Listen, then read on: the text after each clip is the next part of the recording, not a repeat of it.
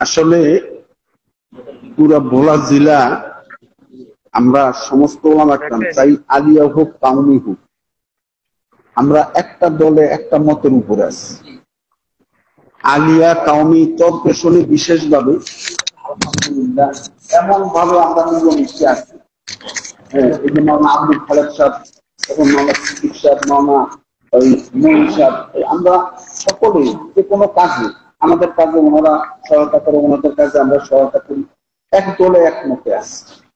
এখন আমি ভাইয়া বলছিলেন যে কিছু মানুষ হয়তো তার আকলের কমতির কারণে বা বুঝের ভুলের কারণে হইতে পারে, কিন্তু হইতে পারলে এইটা তার ব্যক্তিগত গোপনে একটা কাজ হয়ে যেত।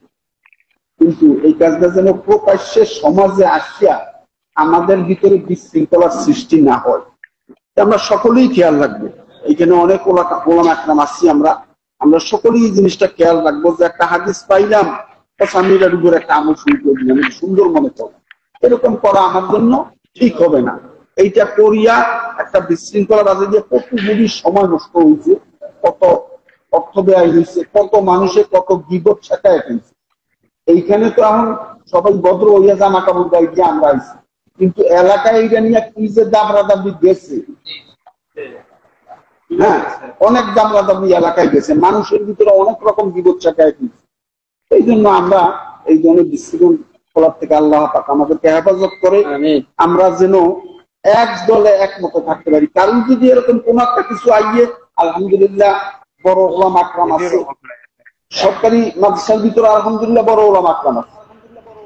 এই যে আমাদের ওলামা আকরামরা যেমন আরবিতে হাদিসটা পড়ছে, আরবিতে কথা বলছে, আপনারা তো আলহামদুলিল্লাহ আরবিতে হাদিসটা পড়লেন, আরবিতে কথাবার্তা বললেন, মুখস্থ করলেন।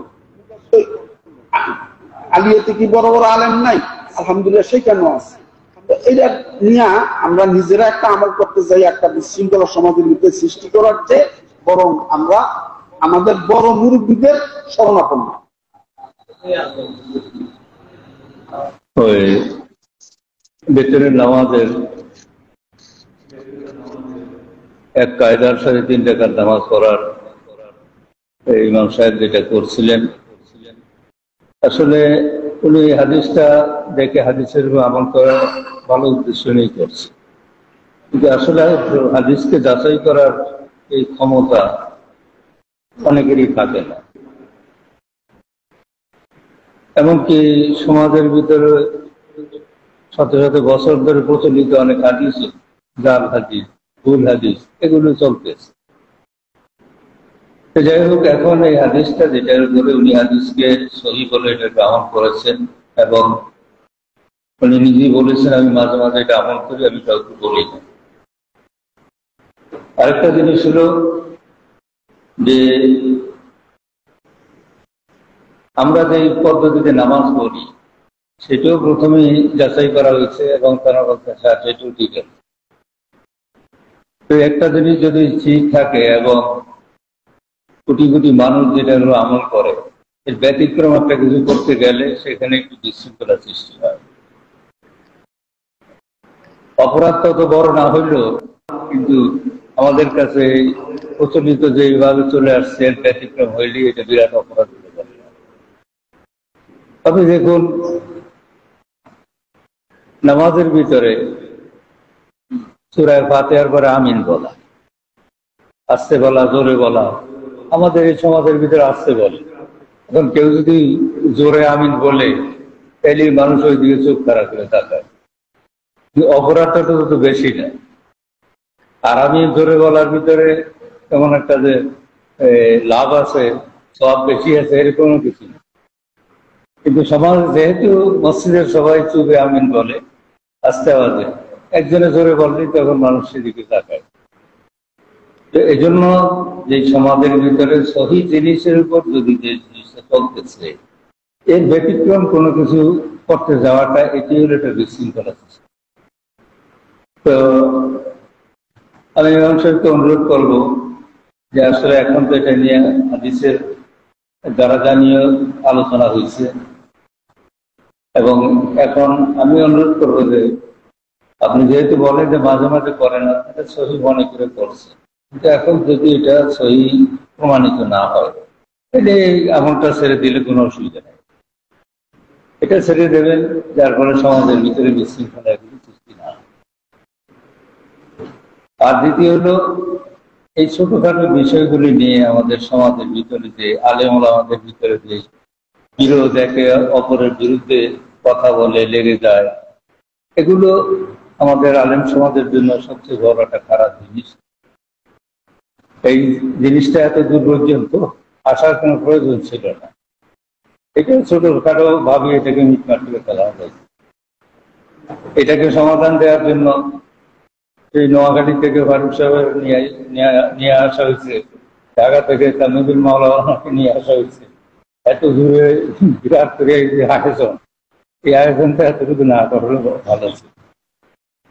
যাই হোক, আমি অনুরোধ করবো ইমাম সাহেবকে, আপনি যদি কোনো সহি হাদিসের উপর আমল করতে চান করবেন, কিন্তু হাদিস সহি কিনা সেটা আগে জানিয়ে নিতে হবে। আগে জানিয়ে নিতে হবে যে হাদিসটা সহি।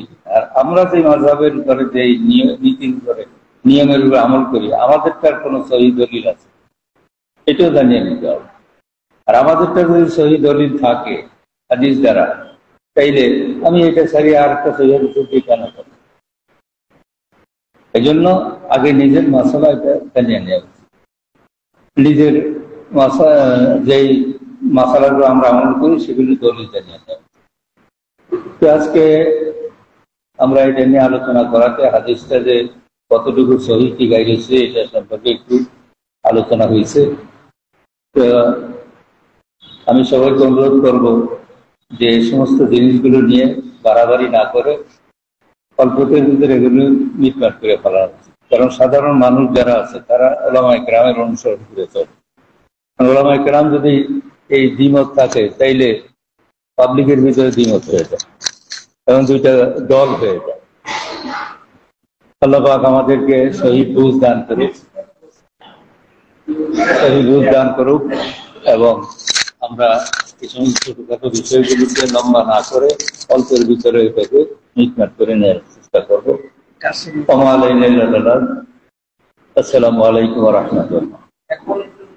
আপনি তো এখন বুঝছেন, আপনি বিষয়টা এখন আপনার পক্ষ থেকে আপনি ক্লিয়ার হয়ে যায় যে আপনি যখন হুজুরের কাছে গেছে আমার খবরটা পড়ছে যে আমি এভাবে আমল করি, তখন হুজুর আমারে ডাকতে পারতো, আমারে ডাকে না, উনি বলছে যে হবে না। তারপরে হুজুরই আমাকে বহসের জন্য করছে। পরবর্তীতে আমি হুজুরের সাথে একটা কথা বলছি যে হুজুর আমারও ভুল হইতে পারে, আপনারও ভুল হইতে পারে, যদি আপনি আমার এরকম অভিমত থাকে আপনি আমারে দেখেন। আমি কিন্তু ভুল আগেই স্বীকার করছি হুজুর, তারপরে উনি আমাকে ওইভাবে বলে না, কিন্তু বহসের প্রস্তাবটাই দিছে উনি বারবার। তারপরে মুফতি শামীম সাহেব আছেন, উনি আমার কাছে ওনারে কিন্তু নিয়ে আইছে বসার জন্য। আমি কিন্তু এড়ে গেছি, পরে 1 মাস যাবত এই ঘটনাটা এড়ে যাইতেছি আমি।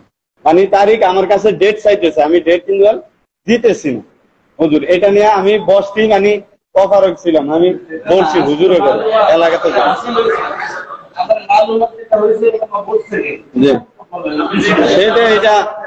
এটা ঠিক আছে। আমি হাদিসের ইয়াগুলা সনদ গুলা বা মতন গুলা না জানার কারণে এই ভুলটা হয়ে গেছে, আমি স্বীকার করছি।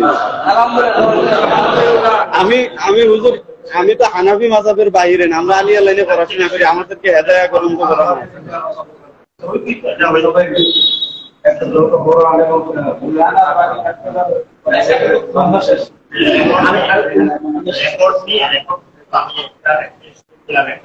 হুজুর আমার একটা আবদার ছিল হুজুর, আবদারটা হয়েছে আমার নামে মানে আহলে হাদিস এবং বাতিল ফিরকা বিভিন্ন ধরনের পোস্ট হয়েছে যে হুজুর এইটা যেন আমার বাইরে যেন না করে, অনন্তত যদি আমরা আসলে না, আমি তো আপনাদের কাছে আমি তো বলছি যে সনদ এবং মতন আমি হয়তো হাদিসটা দেখি না, আমি করি, এটা আমার ব্যক্তিগত, আমি কিন্তু মুসলিমদেরকে বলি না। এটা আমার ব্যক্তিগত ইমপ্রাদি আমল ছিল।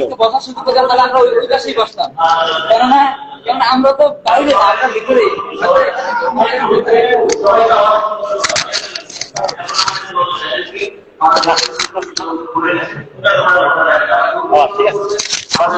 কথা বলছেন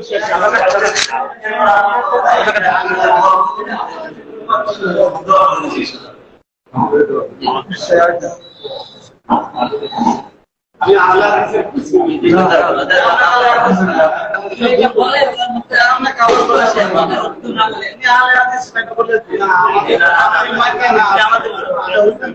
আমি আপনাকে আপনি আমার কথা বলে কষ্ট পেয়েছেন। আমি এটা বলতে চাইছিলাম যে 2 রাত ধরে ঘুম নাই, এরপর লম্বা সফর করে আসছি, এখন যখন মূল বিষয় রাইখা কথা এদিক যখন ঘোরায়, আপনি যদি আমার মতো সফর করে আসতেন আপনিও বিরক্ত হইতেন। কথা বুঝছেন? 2 রাত ধরে বিলকুল ঘুম নাই এবং দিনেও ঘুম নাই, এই জন্য আমার কথা কষ্ট হলে আমি আপনার কাছে ক্ষমা করতাম।